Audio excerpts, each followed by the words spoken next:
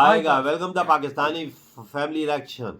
तो यार मेरा नाम मुजाद है। मैं नाना जी। यार भाई साहब, भारत ने किया पाकिस्तान की बर्बादी का काउंटडाउन शुरू। आज जो रौनक का वीडियो आ चुका है भाई। वाकई शुरू तो कर दिया वजाद, कोई शक नहीं है वही ना, अभी हम भी यहाँ पे भाई बड़ी टेंशन में बैठे हुए हैं। यकीन मानो भाई साहब, इधर तो रात को नींद ही नहीं आती, कहीं ये ना हो डस डुस ना शुरू हो जाए। हाँ। वही ना भाई, नहीं पता लगता भाई, वॉच करते हैं, खौफ ही खौफ है, हर जगह काउंटडाउन करते स्टार्ट। दोस्तों बात यह है कि पहलगाम पर हुए अफसोसजनक हमले को 3 दिन बीत चुके हैं। इन 3 दिनों में ही भारत के बिना कुछ किए ही पाकिस्तान का खून सूख चुका है। सुबह दूध वाला घंटी भी बजाता होगा तो शहबाज शरीफ को लगता होगा कि चप्पल लेकर कहीं अमित शाह तो नहीं आ गए पीटने। कोई जोर से डकार भी मार दे तो जिहादी मुनीर को लगता है कि किसी ने उसकी छत पर बम तो नहीं फेंक दिया। सोते वक्त पाकिस्तान के रक्षा मंत्री ख्वाजा आसिफ का अपना ही हाथ अपने मुंह पर लग जाए तो डर के मारे उनकी चीख निकल जाती है। एक वक्त जो बेगैरत हाफिज सईद भारत को धमकी देता था कि अगर हिंदुस्तान ने पाकिस्तान का पानी रोका तो खून की नदियां बहा देंगे, सुना है जब से मोदी ने पाताल से ढूंढकर मारने की धमकी दी है तब से वो अपने खुद के जांघिये में मुंह छिपाकर बैठा है। ये औकात है इन बेशर्मों की। जिन्होंने ये हमला किया है उन आतंकियों को और इस हमले की साजिश रचने वालों को उनकी कल्पना से भी बड़ी सजा मिलेगी। मोदी जी क्या और अभी तो भारत ने कुछ किया भी नहीं है। अभी तो हमने सिर्फ इंडस वाटर ट्रीटी को सस्पेंड किया है। पाकिस्तान को समझ में आ गया है कि अगर सच में हिंदुस्तान ने आने वाले कुछ सालों में डैम बनाकर पाकिस्तान आने वाला सारा पानी रोक दिया तो वैसे ही सारे मारे जाएंगे। पाकिस्तान के 70% लोग आज भी खेती पर डिपेंड करते हैं। इस खेती के लिए 90% पानी भारत से आने वाली नदियों से मिलता है। अगर भारत ने पानी भी रोक दिया तो बिना युद्ध के ही ये भिखारी मुल्क जिंदा दफन हो जाएगा। 4 दिन हो गए हादसे को, मगर सरकार के एक मंत्री ने भी पाकिस्तान का नाम तक नहीं लिया। लेकिन ये बेगैरत अभी से खटारा मोटरसाइकिल की तरह धुआं छोड़ रहे लगातार। इनके मंत्री भारत को न्यूक्लियर बम की धमकी दे रहे हैं। और कोई आपने तमाशे करने पाकिस्तान के साथ। याद रहे कि शहीद जुल्फिकार अली भुट्टो ने इस मुल्क को न्यूक्लियर वेपन दिया था। LOC के पास इनके फौजी गोलाबारी कर रहे हैं। उनके उधार के लड़ाकू विमान बेवजह हवा में उड़कर तेल फूंक रहे हैं। और ये सब तब है जब भारत ने अब तक युद्ध की बात तक नहीं की है। हमने सिर्फ ये कहा है कि जो भी वहशी पहलगाम में जो वारदात हुई उसके पीछे हैं उनको छोड़ा नहीं जाएगा। लेकिन खुद वहशी होने के नाते पाकिस्तान को पता है कि अंकिल बात तो हमारी हो रही है और हमारी तुड़ाई शुरू होने वाली है। तो बात सच है। और दोस्तों जैसी खबरें आ रही हैं ना, मैं दावा कर सकता हूं कि इस बार जो पाकिस्तान की हालत होगी, अगर सब कुछ उस प्लान के हिसाब से हुआ तो अगले सीजन में IPL में आपको 10 की बजाय 12 टीमें दिखेंगी। तू समझा? हाँ नहीं, तू समझा नहीं। पाकिस्तानी फौज ने जोश जोश में आकर पहलगाम में कत्लेआम तो कर दिया है। अब उसे भी ये समझ में आ रहा होगा कि इस बार मामला उनके हाथ से निकल गया है। आप खुद सोच कर देखिए, जिस मुल्क को $1-1 बिलियन की भीख मांगने के लिए सऊदी अरब से लेकर वर्ल्ड बैंक और चीन तक धक्के खाने पड़ते हैं, अगर ऐसे मुल्क को 10 दिन भी युद्ध लड़ना पड़ गया तो उनकी क्या हालत? खत्म। यहां भारत ने तो अपनी फौजें तैयार कर ही ली हैं। जमीन से लेकर समुद्र तक हमने पाकिस्तान को घेरना शुरू कर दिया है। उधर पाकिस्तान में जो पाकिस्तान के दुश्मन बैठे हैं, वो लोग जिनका पाकिस्तानियों ने जीना मुहाल कर दिया है, वो भी इसे मौके के तौर पर देख रहे हैं। तालिबान और तहरीक तालिबान को लग रहा है कि इस मौके को हाथ से नहीं जाने देना चाहिए। तहरीक तालिबान और PTM जैसे संगठन खैबर पख्तूनख्वा एरिया में पाकिस्तानी फौज से भिड़ रहे हैं। बलूच लिबरेशन आर्मी ने बलूचिस्तान में पाक फौज की वो हालत कर रखी है कि पाकिस्तानी फौज डर के मारे उन इलाकों में जाना भी नहीं चाहती। और सिंधु देश के लिए अलग से एक आंदोलन चल ही रहा है। पाकिस्तान की यह सोच सोचकर 74 हो रखी है कि अगर अगले कुछ दिनों में हिंदुस्तानी फौज ने पाकिस्तान पर कोई हमला किया तो वो अपने ईस्टर्न फ्रंट पर भारतीय फौज से निपटेंगे या वेस्टर्न फ्रंट पर तहरीक तालिबान। ऊपर से जब से इमरान खान को पाक फौज ने जेल में डाला है, तब से इमरान के लाखों सपोर्टर्स भी पाक फौज के खिलाफ हैं। इन लोगों को संभालना भी पाक फौज के लिए बड़ा चैलेंज। ऐसे में भारत ने अगर पाकिस्तान में कोई बड़ा हमला किया तो महज कुछ ही दिनों, क्या घंटों में ही पाकिस्तानी फौज के हाथ से निकल सकता है। तहरीक तालिबान के लोग कोई भी ऑपरेशन करके अफगानिस्तान में भाग जाते हैं। उन पर काबू करना पाकिस्तान के लिए मुश्किल है। बहुत सारे मिलिटेंट ग्रुप ऐसे हैं जो ईरान से भी ऑपरेट करते हैं। इस बीच भारत से भी लड़ाई अगर शुरू हुई तो पाकिस्तानी फौज के बूते की बात ही नहीं है कि वो सभी फ्रंट पर एक साथ लड़ पाए। एक्सपर्ट्स तो यहां तक बोल रहे हैं कि अगर भारत ने बॉर्डर पर मिलिट्री भी डिप्लॉय कर दी और बदले में पाकिस्तान को अपनी फौज भी बॉर्डर पर कुछ महीने लगानी पड़ गई तो उसी का इतना खर्चा हो जाएगा कि उसी में बर्बाद हो जाएगा। इसी सब के चलते पाकिस्तानी नेताओं को और पाक फौज को कुछ समझ ही नहीं आ रहा है कि क्या बोलना है। कुछ बेचारे तो बड़ी ही घबराई हुई जबान में एक तरह से रहम की भीख मांग रहे हैं। बोल रहे हैं कि हमें उम्मीद है कि हिंदुस्तान कोई बड़ा कदम नहीं उठाएगा। कुछ सिरफिरे घबराहट में न्यूक्लियर बम की धमकी दे रहे हैं। याद रहे कि शहीद जुल्फिकार अली भुट्टो ने इस मुल्क को न्यूक्लियर वेपन दिया था।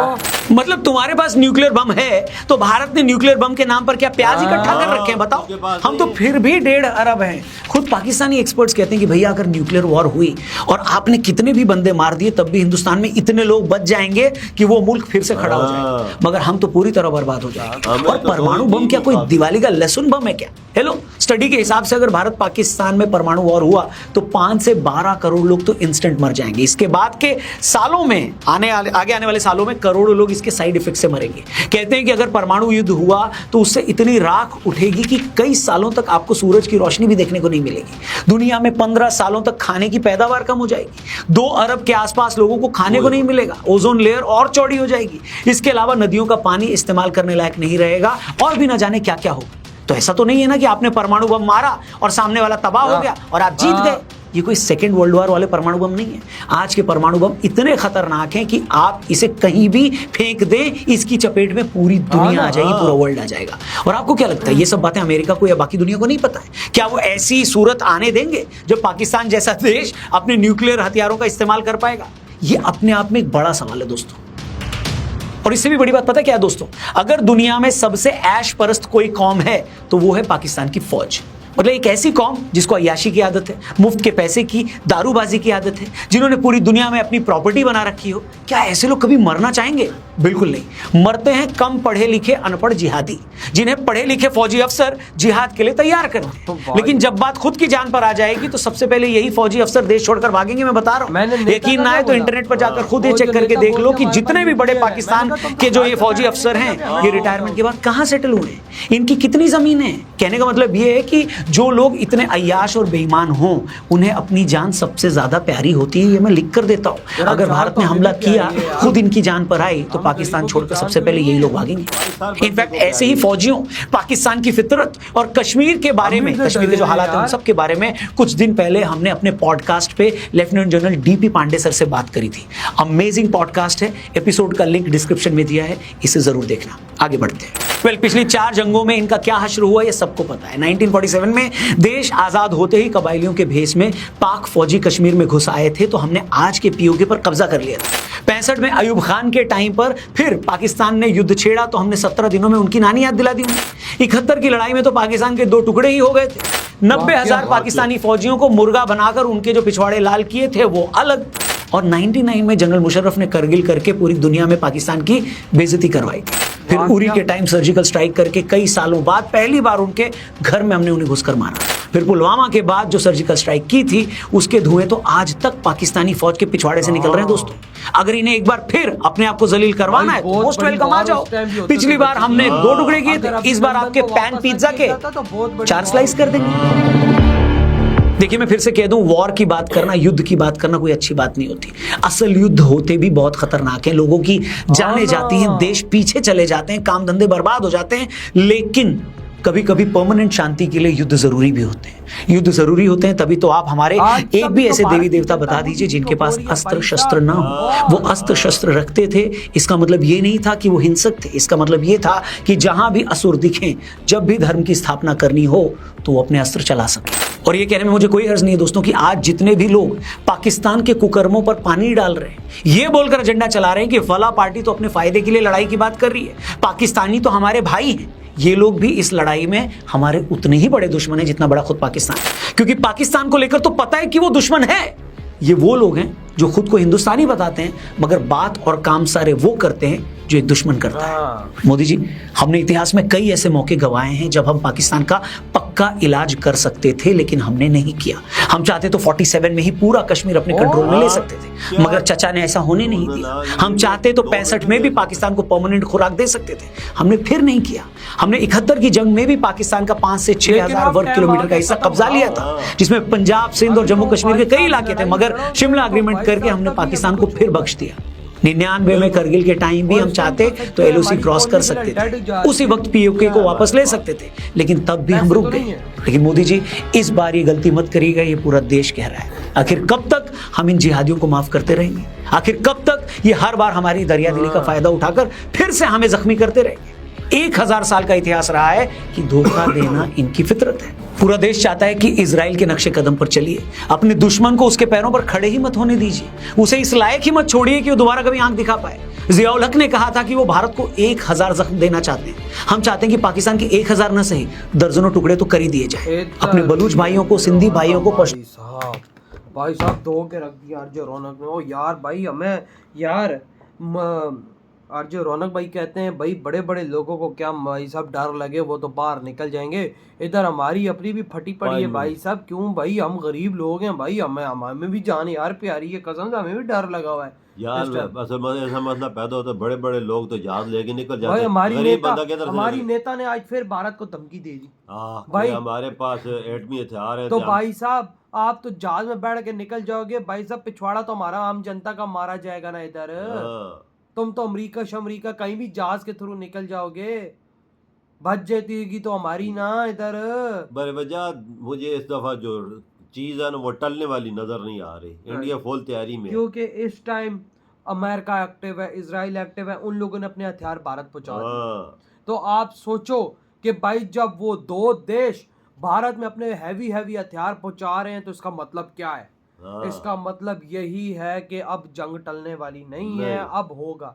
या तो भाई भारत के 140 करोड़ लोगों ने बोला है या तो आर या तो पार। बिल्कुल, ये तो बात है। इससे तो लाजमी हमें खतरा है वजात। हमें रातों की नींदें हमारी आराम हुई हुई। सच पूछो तो मैं सोचता हूँ ये हमारे पास अब हालात ऐसे हैं कि महंगाई इतनी है, अगर ये जंग लगती है तो फिर क्या बनेगा।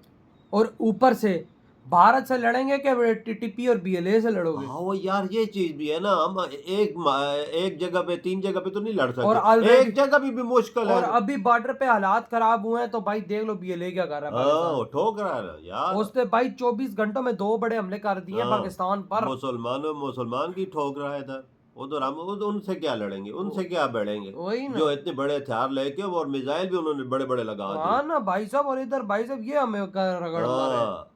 क्या बना हुआ है यार, क्या बना हुआ है। और ये रौनक साहब की जो इन्होंने बातें की बहुत जबरदस्त की हैं। बड़ी टेंशन है यार, बड़ी टेंशन है। देखो यार हम आम जनता है, आप लोग भी आम जनता, हमारा कसूर नहीं है, लेकिन वही बात है ना कि भाई अब मोदी जी को स्टेप उठाना पड़ेगा आतंकवाद के खिलाफ। आतंकवाद को भाई साहब मोदी जी जड़ से अब हटाएंगे तो तब भी काम चलेगा, अदरवाइज नहीं होगा कुछ। यार गरीब बंदे का क्या कसूर है यार, गरीब बंदा क्या कर सकता है, आम जनता, हम तो आम जनता है ना, हमारा क्या कसूर है। हम लोग बैठे हुए इधर यार, पता नहीं कब तक आपसे बात होगी कब तक नहीं होगी। वार होती है, अगर न्यूक्लियर हमले होते हैं, हम बचे ना बचे वो तो भाई साहब नहीं पता। लेकिन भाई वही बात है कि भाई ये क्या जिंदगी का क्या पता। अभी आज वीडियो बना रहे हैं, क्या पता भाई साहब कल को हमला हो ना बना सकते। सीधी सी बात है यार। लेकिन उम्मीद करते हैं कि भाई जो भाई साहब सच हो और अच्छा हो। आपकी क्या थॉट है इधर वीडियो तुम करते?